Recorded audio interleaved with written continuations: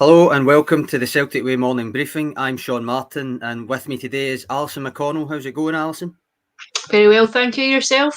Yeah, fine and dandy. Well, it's the eve, yet another European tie. So that seems like the only place to start. After the 3-2 win over Hearts on Sunday, how much are you expecting the starting lineup to change for the AZ game? I mean, it's a tight turnaround after all playing Sunday, Wednesday. I think it might be tweaked rather than full scale changes. I wouldn't expect too many different bodies to go in. I just wonder if Tom Roderick has done enough to stay in. I think he's been impressive over recent games. I wonder about the 3 games in 6 days. But we'll see. I think he's offered a lot. I think he looks like a player who's been reborn in recent weeks. I think he looks hungry. He looks as though there's a different vibe about him. I wonder if Ryan Christie might come back in if he's fit. Obviously, taking a knock and missed a game on Sunday. If he's fit, does he come back in? And in which case, does Odsonne Edwards stay in alongside Furuhashi up front, or does he drop back down to the bench again? So I think there are a few question marks over personnel, but I think largely the spine stays the same. I think the back four and the goalkeeper stays the same. I think you're really just looking at tweaking it from middle to front. Though you mentioned Tom Rogic there, the midfield three's earned quite a lot of praise, rightly so, in the last couple of games. Do you think that will stay the same? Do you think it's only Rogic that's really in danger of possibly dropping out? And I think if he does drop out, it is just a question mark over the amount of games and minutes over the course of this week, just because I think we all know there's been fairly well documented issues in that respect.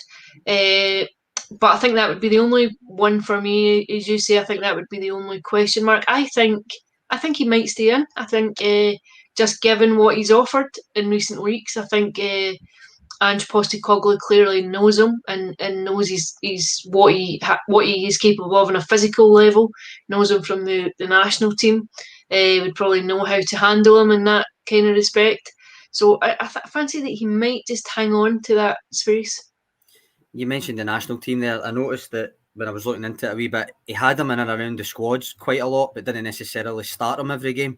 And I've said before, I think he obviously knows how to use him, when to use him, better than probably a lot of managers would in this situation.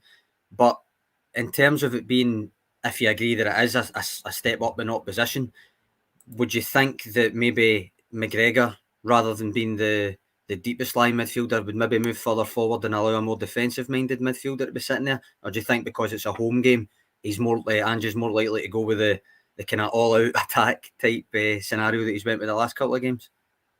I think McGregor might stay just in that holding role. I think just to offer some protection, an extra layer of protection to the back line. I hear what you're saying about maybe taking the shackles off a bit and going for it. And I think we all know now what to expect from this team. I think you know it will be an attacking vibe. You know that they'll go for the jugular. But I think too, as we've seen at the weekend, there still remains a frailty about Celtic in a defensive context, and I think McGregor might just be asked to sit that wee bit deeper again and just offer some protection on that front.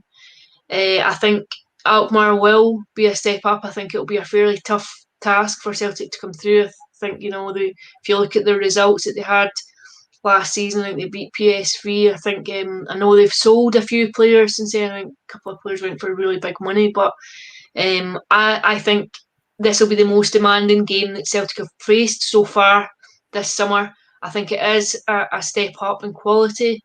And I think, you have to go and look for goals. And I think we expect this team will go and look for goals. I think, too, that has to be balanced by a fairly pragmatic approach, too. I saw that AZ lost their first league game to RKC Waalwijk, even though they seem like the statistics say they dominated in every way apart from goals scored, like literally every way, possession, shots, passes, everything except the most important thing. How much can we read into that? I'm not sure. It's happened to Celtic before as well, after all. And the expectation on the AZ side will no doubt to bounce back immediately by getting something at Parkhead, which would be a massive confidence boost for them. To be honest, you've touched on it already about the defence. I would imagine that their scouts will no doubt report back that, well, Celtic are something to worry about going forward. They can surely be gotten at the back.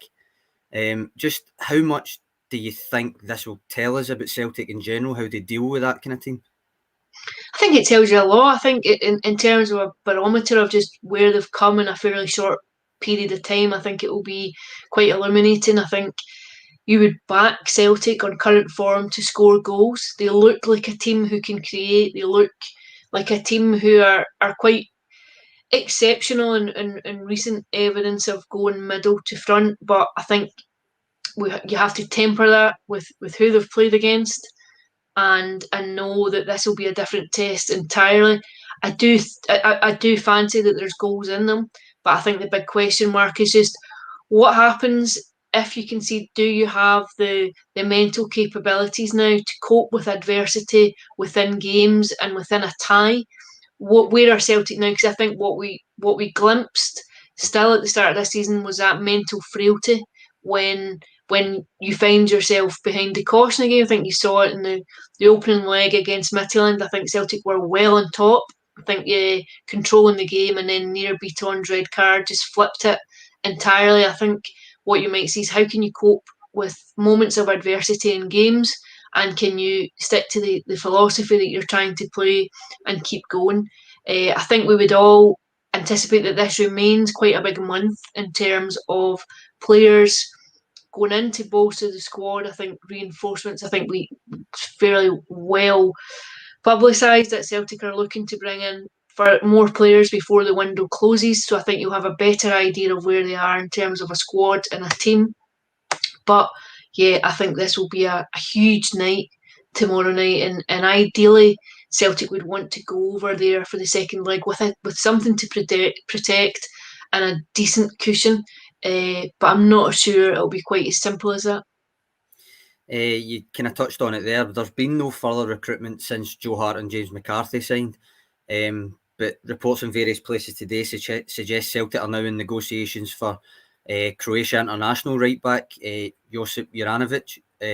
He feels like about the 90th right back that Celtic have been linked with this summer. So I guess the question is, how important is it that this constant, incessant speculation about a right back in particular, but in general other positions, ends and they finally actually get the people that they need in? Yeah, I think I think it is important to bring in reinforcements. I think you can see the need for it. I think Christopher Julian coming back into that back line will help, but I think there further defensive cover is needed. I think from the point of view from the players who are there, I think it's been a really tough time for Anthony Ralston. I think you'd have to applaud the way he's coped with it, about the constant daily speculation about who's coming in to take his job. I think he's performed very well under that kind of scrutiny. Um, I think you would have nothing but praise for how he's gone about his business. I think he's probably dissipated some of the criticism around him, but I still think that there is scope to bring in another fullback, at least one other fullback, possibly two. But when the window ends, you're right. I think when the window closes and you know what you have to work with until January, then I think you get on with it. It takes that level of distraction away, takes the noise away. You have a working squad, and you basically make the best of it. I think I agree with you there. In terms of the way that Ralston's been perceived, he definitely has improved. I think that's without a doubt. Probably the best compliment I can give him is that I think everybody was saying we need two right backs, and now most people probably think we can get away with just one because he's definitely done it well enough to be part of the squad now. Whereas I think a lot of people thought he's not even good enough to do that to begin with. But as good as he's played, I mean, Ange said himself he considers him to be his only option there, even though he is playing well when he's on. And for me, that's just not good enough from the club. I should mention as well, Celtic are also reported to be close to a deal for Shamrock Rovers central defender Liam Scales. Do you know much about him? I think I've read he's quite versatile. I don't know much about him. Yeah, I think he can play centre or play left-sided. The one thing I would say is that I think what Celtic really could do with just now is players of considerable experience coming in, players who have played at a fairly high level and in a high league, and who know the demands that are coming when you come into Celtic, because I think it can take people aback and it can take players a while to acclimatise. I think if you have people coming who have experience of playing at top level football, I think it's always a gamble. I think any signing's a gamble, but I think you're more inclined to expect that there's a seamless addition and that they cope with the pressure of it. I think just to go back to the starting lineup, I was wanting to ask you about Odsonne Edouard. You kind of touched on him earlier on, but how good did you think his performance was against Hearts, and do you think that is enough, even if Ryan Christie is fit, to stay in the starting 11 for tomorrow night? To be honest, I don't think it comes down to performance at the minute. I think Ange Postecoglou said maybe a month or so ago he was trying to build a team for the long term. So he wanted to be playing players who he thought would be there and at the club for the long term. I don't think any of us envisaged that Odsonne Edouard will still be at the club beyond the transfer window. I think needs must at times. I think obviously he's a quality player. I think if he's available for selection and it works within the team, then I think he goes in. But I think so much of the considerations just now are geared towards a long-term picture. I think that is altered ever so slightly in the context of a European tie because the be all and end all is progression and trying to get through.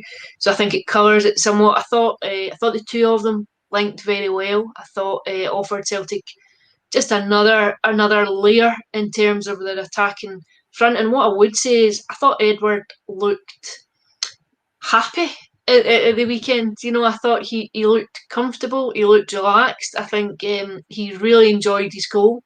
Big celebratory smile in the aftermath of that goal. And to be fair, it was a fantastic team goal and in terms of its execution. But I think he might have done enough. I think he might have done enough just in terms of the tie needs goals, need to go through, and certainly he offers that. In the long term, between over the next few weeks before the window closes, who knows? I think we'll just have to wait and see. Well, thanks very much, Alison. I think we'll leave it there for today then. Thanks for joining me, and we'll see you all tomorrow. Cheers.